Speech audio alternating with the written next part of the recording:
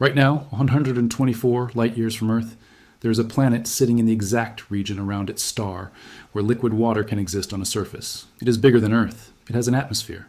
That atmosphere contains carbon dioxide and methane in the proportions you would expect if a deep ocean sat beneath it. And when James Webb pointed its most sensitive instruments at that planet and stared at the chemistry of its air, something showed up in the data that has made the scientists who found it extremely careful about how they describe what they are seeing. The molecule is called dimethyl sulfide. On Earth, it is produced almost exclusively by living things, specifically by marine microbes, phytoplankton blooming in the upper layers of the ocean, releasing this gas into the atmosphere as part of their biological activity. When you smell the ocean, part of what your nose is detecting is dimethyl sulfide. It is, in the most literal sense, the smell of life. And it may be in the atmosphere of a planet 124 light years away. What James Webb has been doing to a world called K2-18b over the last 2 years is unlike anything any telescope has attempted before. And what came back from those observations has triggered one of the most careful, most contested, and most genuinely consequential scientific debates in the history of the search for life beyond Earth. Now let's talk about what this planet actually is, what the telescope actually found, and why the scientists who found it are being so precise about what they are and are not claiming. K2-18b orbits a red dwarf star in the constellation Leo. The star itself is smaller and cooler than our Sun, which means the habitable zone, the band of orbital distance, where temperatures can support liquid water, sits much closer in than it does in our own solar system. K2-18b orbits inside that zone. It completes a full year in just 33 Earth days. The planet was first discovered in 2015 using the Kepler Space Telescope, identified by the tiny dip in starlight that happens every time it passes in front of its host star from our line of sight. It was a data point on a list for years, a number, a candidate. What changed everything was size. K2-18b has a radius about 2.6 times that of Earth and a mass roughly 8.6 times greater. That puts it in a category astronomers call sub-Neptunes, worlds that are larger than Earth but smaller than Neptune, a size class that does not exist anywhere in our own solar system. We have no local example to compare it to. We have no analog to tell us what the interior of a world like this should look like or what its surface conditions should be. One hypothesis that has been building around planets in this size range is the idea of what researchers call a Hycean world. The name comes from a combination of hydrogen and ocean. The idea is that some sub-Neptunes might have a thick, hydrogen-rich atmosphere, sitting above a deep global ocean of liquid water with no rocky surface at all, just ocean beneath atmosphere, stretching down for thousands of kilometers. If that description fits K2-18b, and the data increasingly suggests it might, then the environment beneath those clouds could be something genuinely without parallel in our solar system. An entire planet's surface that is nothing but warm, pressurized ocean under a hydrogen sky. The first sign that this world was more than a number on a list came from Webb's earliest observations in 2023. A team led by Niku Madhusudan at the University of Cambridge used 2 of Webb's near-infrared instruments to analyze the starlight filtering through K2-18b's atmosphere as the planet crossed in front of its star. The spectrum that came back carried clear chemical fingerprints, methane at 5 sigma, confidence, meaning the detection was so statistically robust it essentially ruled out coincidence. Carbon dioxide at 3 sigma, strong but not quite at the level scientists consider definitively confirmed. The shortage of ammonia in the data supported the Hycean hypothesis, because ammonia dissolves readily into water and would be stripped out of an atmosphere sitting above a liquid ocean. The chemical picture that emerged matched at least roughly what you would expect if the planet below that atmosphere really did have an ocean. And then there was one more signal buried in that data. Faint. Much lower confidence. The team noted a tentative hint of dimethyl sulfide. They were careful about how they described it. They were not claiming a detection. They were noting that the data was compatible with the presence of a molecule that, on Earth, is produced only by life. That 2023 paper sent the field into a period of very intense scrutiny because the implications of what it was even hinting at were so large that almost the entire exoplanet science community felt obliged to weigh in. Some of those voices were supportive. Others pointed out, accurately, that the wavelengths at which dimethyl sulfide leaves a spectral fingerprint sit very close to those of methane, ethylene, and several other ordinary molecules. A model of the atmosphere could often fit the data just as well by adjusting the concentrations of those common gases instead of invoking dimethyl sulfide at all. One reanalysis by a group led by Luke Wellbanks showed that swapping dimethyl sulfide for ethylene, a completely unremarkable hydrocarbon with no connection to biology, produced an equally good fit to the data with no statistical penalty at all. That is where things stood going into 2025. A tantalizing hint, a legitimate scientific debate, and a planet that had gone from a data point to the most argued about world in the history of exoplanet science in under 2 years. Then, in April 2025, the Cambridge team came back with a second paper. This one used a completely different instrument on Webb, the mid-infrared instrument, observing at wavelengths between roughly 6 and 12 micrometers that had no overlap with the original observations whatsoever.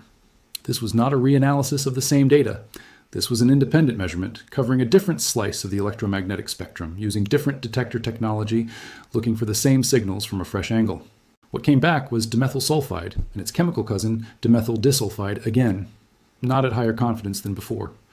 The team reported the detection at approximately 3 sigma, which in physics means there is roughly a 1 in 1,000 chance the signal is a statistical fluke.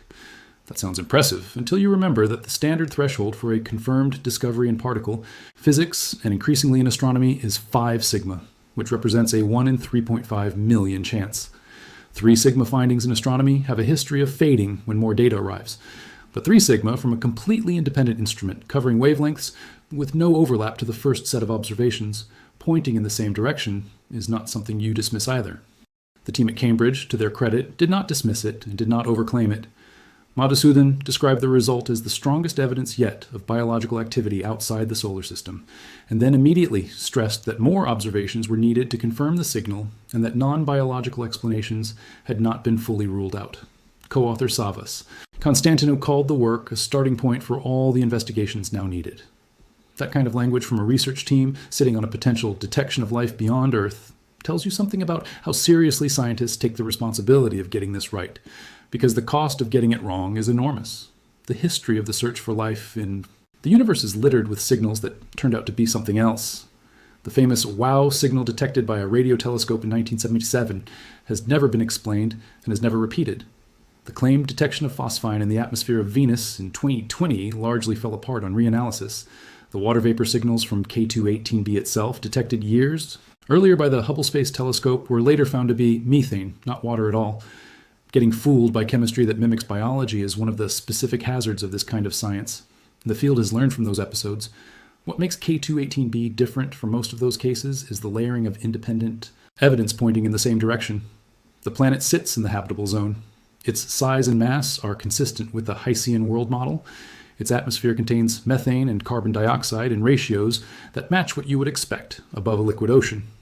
Ammonia is absent, which supports the same model. And now 2 separate Webb instruments, covering non-overlapping wavelengths, have both returned data compatible with the presence of a molecule produced on Earth exclusively by living things. None of those pieces individually confirms anything. Together, they describe a planet that keeps passing every preliminary test.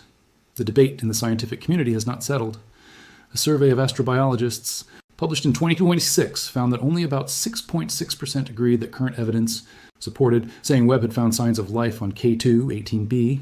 The majority view remains that what has been detected is a hint, not a confirmation, and that hint could still be chemistry mimicking biology. A second NASA-led reanalysis, using all available Webb data, found the dimethyl sulfide signal at 2 Primson sigma, slightly weaker than the Cambridge team reported, and emphasized that the detection did not yet meet the scientific standard for a conclusive claim. The path forward requires more observations, more instruments, and more time. What those observations will require is patience. Webb has a finite lifespan. It was launched on Christmas Day 2021, carries a limited supply of coolant and fuel. Every hour of observation time is competed for by researchers studying black holes, galaxies, star formation, and dozens of other phenomena. Getting enough time on K2-18b to push a dimethyl sulfide detection from 3 sigma to 5 sigma will take years and will require winning that time in competition with the rest of the field. There is something worth sitting with here, regardless of how the K2-18b story ultimately resolves. For the entirety of human history up until the last decade, the question of whether other planets had atmospheres at all was unanswerable with any instrument we possessed. The question of what those atmospheres were made of was equally out of reach. The question of whether any of those atmospheres contained molecules associated with living things was something that existed only in philosophy and science fiction. Right now, in 2026, we have a telescope in space that can look at a planet 124 light years from Earth, analyze the chemistry of its air molecule by molecule, find methane and carbon dioxide consistent with an ocean planet, and return data that is at least compatible, with the presence of a gas produced on Earth almost exclusively by marine life. We cannot yet say confidently what that signal is. We cannot yet say whether it is real or whether more data will explain it away. But we can say that for the first time in the history of our species, we have built an instrument capable of asking the question and receiving an answer that has not yet told us no. Whatever K2-18b turns out to be, the fact that we are having this argument at all, scientists across the world carefully debating the statistical significance of a chemical fingerprint in the atmosphere of a planet orbiting a star 124 light years away is one of the most extraordinary things our civilization has ever done. We built a machine that can see the breath of a distant world. And right now, that breath smells like something we have never encountered anywhere but here. Thanks for watching, and I'll see you in the next one.